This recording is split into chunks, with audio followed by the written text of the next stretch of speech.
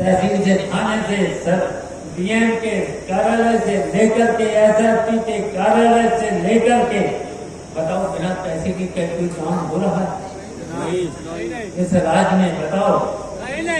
और क्या भगवान राम के राज्य में ऐसा? और मुझे तो लगता है कि ये असली हिंदू नहीं, नकली हिंदू है।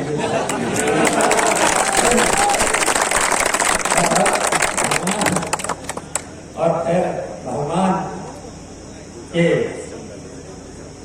हाँ सही है। और इतने बताइए धान का क्या हाल होगा?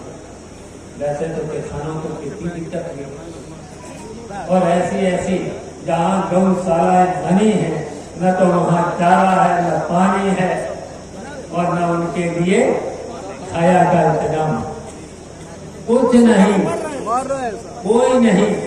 अब बताओ प्रधानों को जिम्मेदारी दे दी, बताओ प्रधानों का जो भी मिलता था, जो विकास के लिए, गांव के लिए, वो भी काट लिया। और आपकी बात तो कौन विकसित यात्रा निकली? भारत विकसित भारत संकल्प यात्रा, विकसित भारत संकल्प यात्रा। हाँ यात्रा, बताओ सब प्रधान निकले।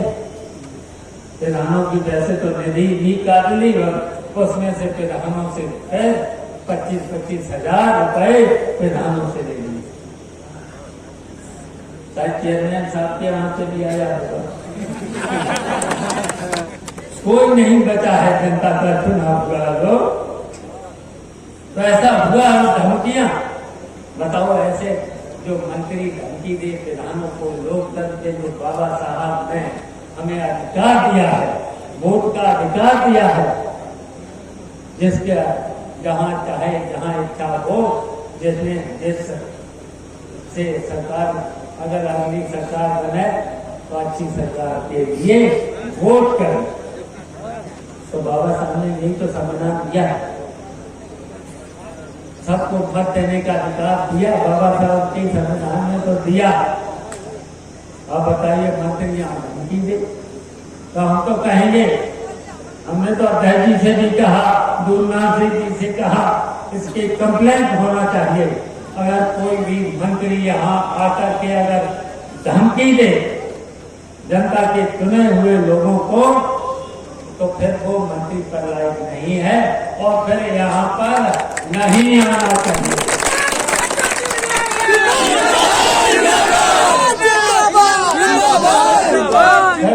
लोकसभा में घुसना नहीं चाहिए, ये संविधान में है। धमकी नहीं दे सकते वोट के लिए, इच्छा है उसकी, स्वतंत्र है वोट देने के लिए। तो इसलिए ऐसे मंत्री को फिर लोकसभा से बाहर करना चाहिए, आयोग से करना चाहिए, मांग करना चाहिए, मांग करना चाहिए। और पहले तो 8 महीने पहले तो घोषी में देखे था, 30 मंत्री इसी तरीके से आए, 2 डिप्टी चीफ मिनिस्टर आए थे, हम सब लोग पहुंच गए। बताओ, पूरे के पूरे पूर्वांचल के लोग आए और सब घर घर पहुंच गए और घर घर प्रचार किया। रामाचल राजभर तो लगातार रहे कितने दिन? 20-25 दिन रहे, 1 महीना। हम तो केवल रहे थे केवल 7 दिन। बताओ, 7 दिन में मीटिंग तो बहुत हमसे करा ली थी। सवेरे या तहजी ले जाते थे मुझे 7-8 बजे से लेकर के रात में 12-1 बजे आए थे। रात पिता आना था मुझे 7 बजे, और आप आए थे हम 12:30 बजे चुनाव प्रचार करते करते। तो इसलिए हम कहना चाहते हैं, आप सब लोगों ने हिम्मत दिखा करके सुधाकर सिंह को 42,000 वोटों से जिताया था। डरे नहीं थे आप, डराने की बहुत कोशिश की, और खासकर अल्पसंख्यक मुसलमान भाइयों को पुलिस ने कितना डराने का काम किया। हम लोगों को 2-2 बार मुस्लिम बस्तियों में जाना पड़ा था, हिम्मत बनाना पड़ी थी, और जैसे हिम्मत बनी उन्होंने सबका साथ दिया। और उसी तरीके से अभी संभल से लेकर के, बदायूं से लेकर के मैत्री में फिर पुलिस से आतंक मचवाया। लेकिन मैं बधाई देना चाहता हूँ, संभल बधाई के अल्पसंख्यक मुसलमान भाइयों को बधाई देना चाहता हूँ। कहीं कहीं लाठी भी पड़ गई है, लेकिन लाठी पड़ने के बाद भी उन्होंने बूथ पर जाकर के वोट डाला और भारतीय जनता पार्टी को हराने का काम किया। देख लेना कितने वोटों से वहां भारतीय जनता पार्टी बहुत वोटों से हारेगी। आतंक करने के बावजूद भी ये सीधे सीधे भारतीय जनता पार्टी के लोग संविधान को मानते नहीं, कानून को मानते नहीं, लोकतंत्र को मानते नहीं, तो ये केवल तानाशाही के रास्ते पर जाना चाहते हैं। तानाशाही ऐसा तो राज बताओ अंग्रेजों का भी नहीं था, ऐसा तो नहीं था जिस तरीके से आज हिंदुस्तान में राज। बताओ विपक्ष को खत्म करना चाहते हैं, बताओ विपक्ष के नेताओं को, यहाँ तक कि मुख्यमंत्रियों को उनके मुकदमों में जेल। बताओ आजम खान 10 बार के विधायक, 2 बार के एमपी, उनकी पत्नी 2 बार की सांसद और सांसद के साथ साथ एमएलए और एक कॉलेज की डिग्री कॉलेज की प्रिंसिपल और बेटा 2 बार का विधायक, सबको जेल। और एक बेटा को रामपुर, आजम खान को सीतापुर और बेटे को हरदोई। ऐसा कभी नहीं हुआ, ऐसा कभी नहीं हुआ। और जनप्रतिनिधियों के प्रति ऐसे इरफान सोलंकी कानपुर का विधायक, रमाकांत आजमगढ़ के विधायक बताइए, सांसद भी रहे। और अगर भारतीय जनता पार्टी में चले जाएं तो फिर बिल्कुल साफ, बिल्कुल साफ हो जाएगा, एकदम पवित्र हो जाएगा। तो बताओ इतने तो बेईमान है कि नहीं? भी तो इसलिए इनको हटाना है। 1 जून को आईटेक का दबा करके राजीव राय को जिताना। और ये नहीं बताना है, ये झूठे तो नहीं।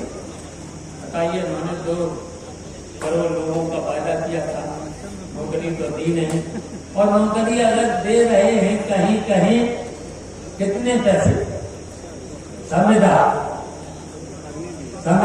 कितनी संविधान 8.5 और 10 से ज्यादा, 10,000 से ज्यादा नहीं पढ़े लिखे लड़के जिन पर डिग्रियां हैं, 10 बरिस में पुलिस की भर्ती आई, वो आउट सोर्स पर, और केवल संविदा के साथ साथ आउट सोर्सिंग में तो 8,000 देते,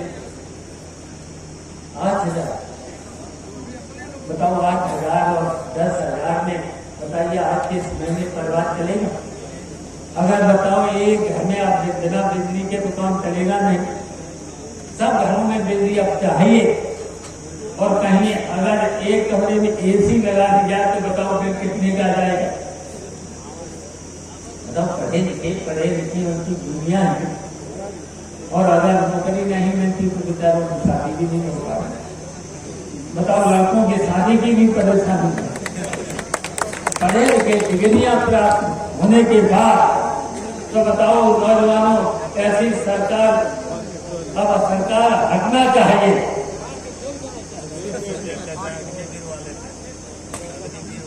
अग्निवीर की बताओ 4 साल की नौकरी, 4 साल के बाद कहाँ जाएंगे? बताओ सब 4 साल के बाद अगर शादी हो गई तो फिर बीवी परेशान हो जाएगी कि नहीं? तो आपकी बात जब सरकार पलट दोगे और जब इंडिया गठबंधन की सरकार आएगी तो फिर 4 साल की नहीं, फिर तो रेगुलर नौकरी मिलेगी।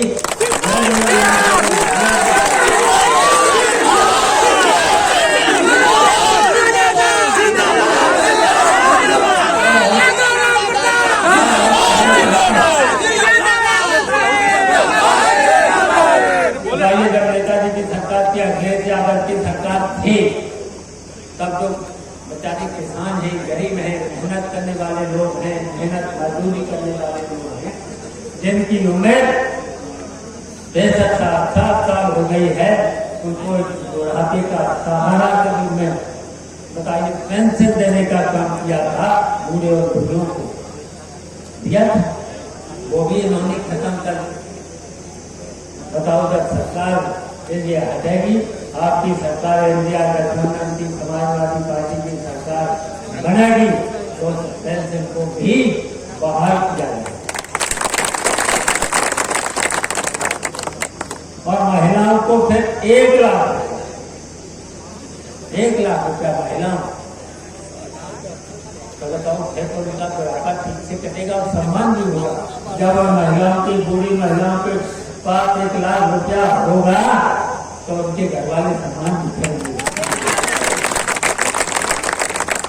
तो ये ऐसी योजना होना चाहिए। नेताजी के समय में बताओ कितने चुंगी माफ, किसानों कर्जे माफ, कच्चा वादा तक की फीस माफ, लड़कियों को जब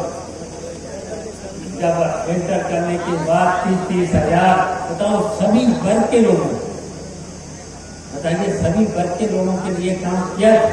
30,000 रुपए लड़की को इसलिए दिया था या तो BA में पढ़े या पढ़ाई करे, अगर पढ़ाई नहीं करती है तो अपना चाहे शादी में खर्च करे, चाहे अपने परिवार के खर्चे करे, ऐसा कानून बना दिया। तो इसलिए ऐसे कानून होना चाहिए। हमेशा समाजवादी पार्टी जब सरकार रही तो जो वादा किया, मैनिफेस्टो में जो भी किया और जो भी मांग की, अगर जनता ने कोई चीज ऐसी रह गई है, अगर मांग करी है उस मांग को भी पूरा बता दिया है। इसलिए हमारी अपील है 1 जून को साइकिल का बटन दबा करके और बताइए जो अभी राशन जो दिया जाए सड़ा हुआ 5 किलो दिया जा रहा था, सड़ा रखा रखाया पता नहीं कब का। और अब की बार इंडिया गठबंधन की जैसी सरकार बनेगी, सरकार जैसी बनेगी, राजीव राज जिंदाबाद, राजीव राज जिंदाबाद। जो गरीबी रेखा के नीचे हैं, अब 5 किलो की बजाय 10 किलो आटा और छोड़ फिरोन मिल का आटा, बताओ वो मेरे को ऐसा चीजें बिल्कुल सोच उनको समझा देना कटेगा नहीं। अब 10 किलो राशन की जगह आटा और आटा के साथ साथ डाटा।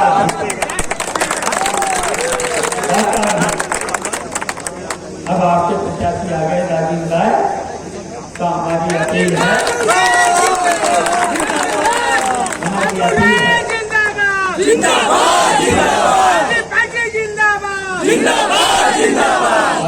चाचा जिंदाबाद,